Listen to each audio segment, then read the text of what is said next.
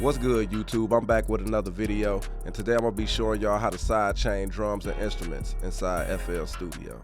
So one reason somebody might want to sidechain is because you might have two instruments or two drums, like a kick and an 808, that both play in the same frequency range, and you don't want them clashing together. So what the sidechaining does is add a little compression to the 808 every time the kick comes through, so you can hear the kick better in the mix.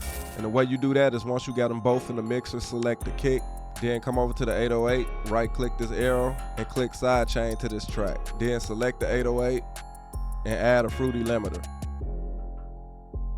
Then click on the compressor, go over to sidechain and right click, and then go to kick and left click. Then you want to make sure you got a fast attack on your compressor, a fast to medium release, and you don't want no sustain on it neither. Turn the ratio up high for more compression, and then bring the threshold down as far as you need to for the kick to cut through the mix.